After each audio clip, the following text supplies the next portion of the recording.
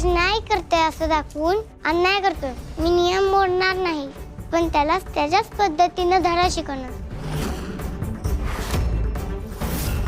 तिथे कुणीतरी आहे, मी आले.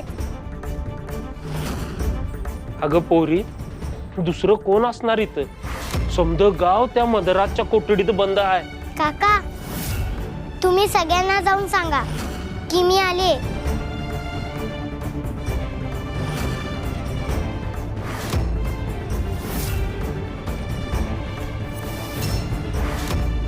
इथे कोणीतरी होतं, पण कोण?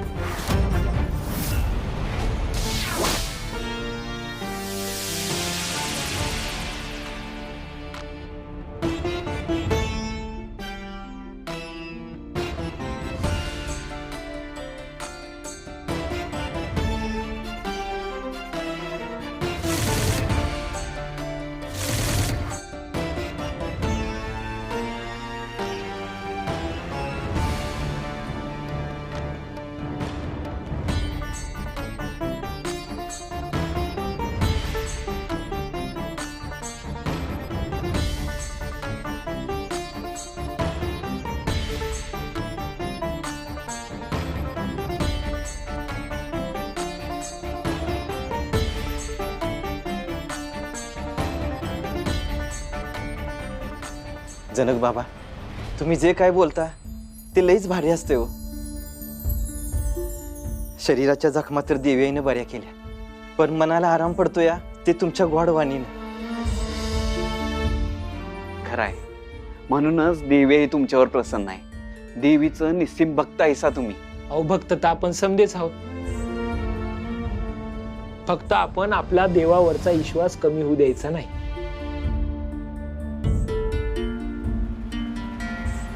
जनक बाबा,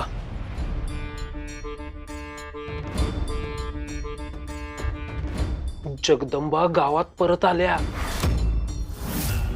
म्या स्वतः बघितलंय.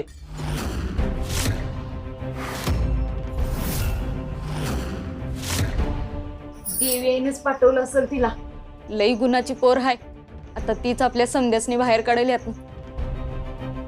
अहो काय बोलताय? माझी लेक एवढीशी आहे हो, अजून लहान आहे ती. वहिनी, ती लहान असली तरी देवी आईची कृपा आहे तिच्यावर. तुम्हाला सांगितलं नव्हतं देवळात तिनं काय चमत्कार केला होता ते? अहो, तिच्या सांगण्यावरनं देवी आई देवाऱ्यातनं बाहेर येऊन आमच्या मागं प्रगट झाली होती. ती बघा, तिथे आहे देवी. अडव या ना. ती बघा, तिकडे आहे देवी. तुम्ही सांगा तुमच्या मधराजाला, देवीच्या आणि भक्तांच्या मध्ये आलास तर चिरडला जाशील.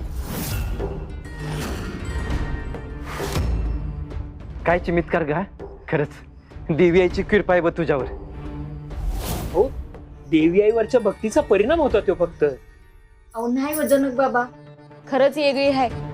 पोरं लहान होती तेव्हा जंगलात वाघाच्या तावडीत सापडली होती की नाही? तिनंच तर समध्या पोरासनी वाचवलं होतं.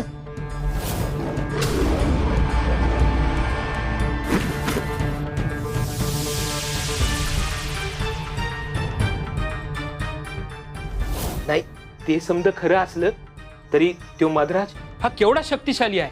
त्याच्याकडे सैन्य आहे, सत्ता आहे, धन आहे. आमची एवढीशी पोर कशी लढणार त्याच्याशी?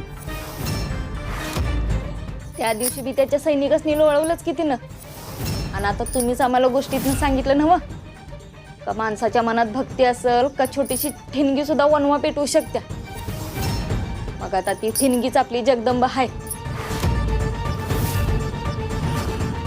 वय वय, तिच्या रूपानं आई राजानंच मदत पाठवली असणार.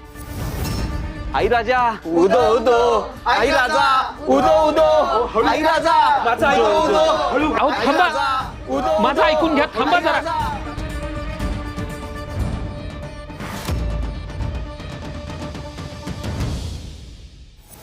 काय चाललंय रे इकडे? काय आरडाओरडा लावलाय? बंद करा तुमचा आवाज.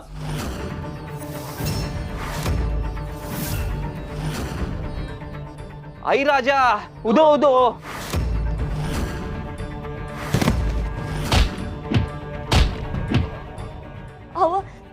काय झालंय काय लोकांना? जगदंबाचं कौतुक ठीक आहे, पण तिच्याकडून असं काही होण्याची अपेक्षा म्हणजे? गंगाई, आता लोकांना तिच्याकडूनच आशा आहे.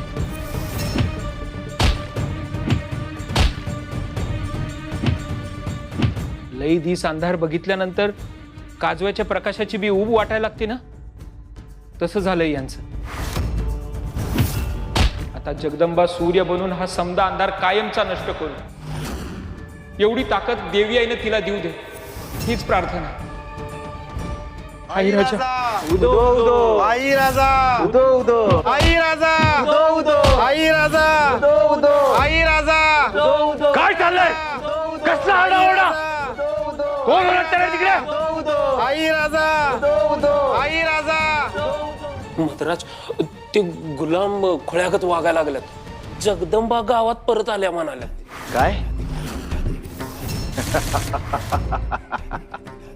परत आली? स्वतःच्या हातानं स्वतःचा विनाश ओढून घेणं यालाच म्हणतात. आत्ताच्या आत्ता तिला धरू आणि हा खेळ संपवून टाकू. खरा खेळ तर आता सुरू होणार आहे.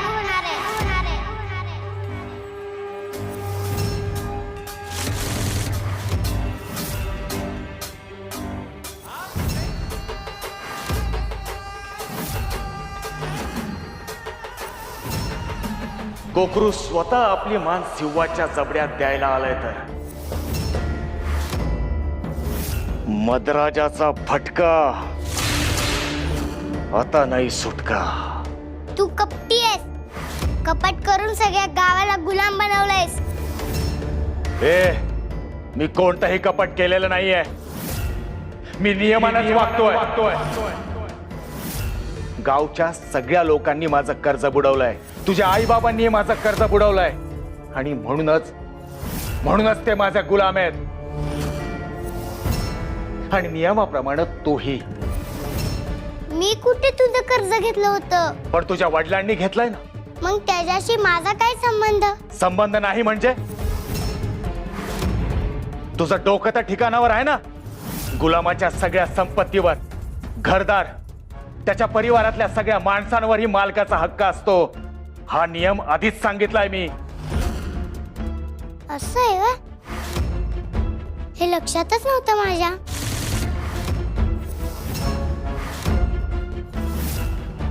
जनक आणि गंगाई माझे गुलाम, त्यांची मुलगी तू जगदंबा, तू ही माझी गुलाम.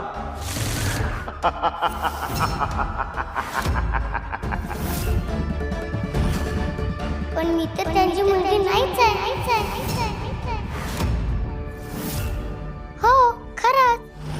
त्यांनी मला जन्म दिला नाही, त्यामुळे त्यांची मुलगी म्हणून तू माझ्यावर हक्क सांगू शकत नाहीस. वय वय, हे बरोबर आहे.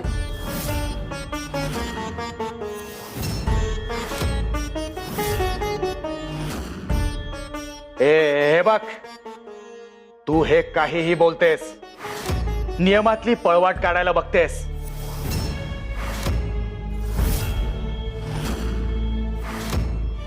हे कपट आहे. कपट? आणि गावात आल्यापासून तू जे करतोयस ते काय? पुण्याचं काम?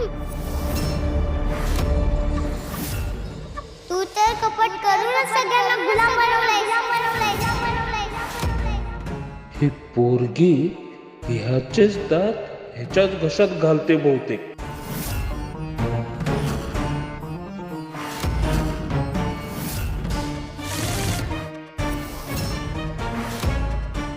ही एवढीशी पोर माझ्या दालनात येऊन मलाच आव्हान देते. महिषासुरांनी नियमाच्या चौकटीत मला अडकवलं नसतं तर आता चिलटासारखं चिरडून टाकलं असतं मी. मला चिरडून टाकायचा विचारही करू नकोस मद्राज. ठीक आहे, तुझ्या नेमाप्रमाणेच जाऊ आपण.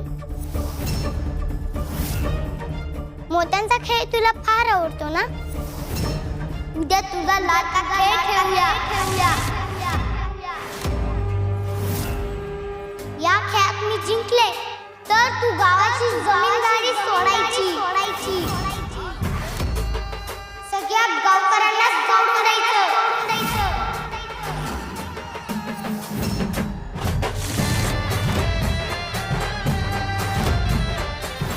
हक्क बोल. पण जर तू हारलीस तर तू सांगशील ते मी करेन. बघ हा, हे ठरलं ना? हो, ठरलं. मग मला हे कबूल आहे. ठीक आहे ना, उद्या भेटूया.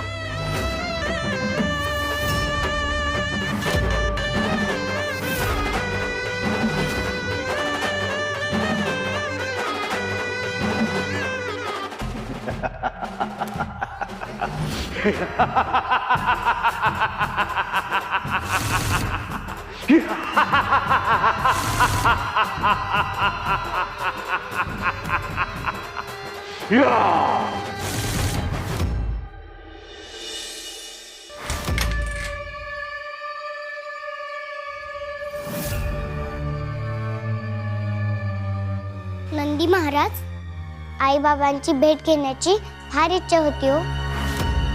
मला खूप काळजी वाटते हो त्यांची. काळजी करू नका देवी, ते नक्कीच सुखरूप असतील. तुळजाई आहे त्यांची काळजी घ्यायला.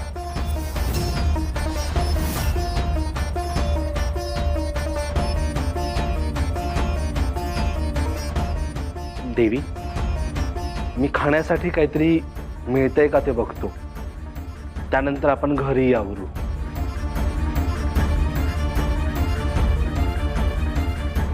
जगदंबा, जगदंबा,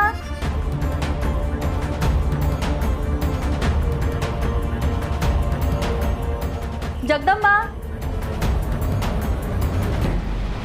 काय काय? अगं बाळा, मी तुला गुळ आणायला सांगितलं होता ना व, मिळाला का? नाही ग, त्या काकांकडचा गुळ संपला. अरे देवा, आता खीर बनवायला ठेवली आहे, त्यात काय टाकू? आई, मी एक सुचवू का?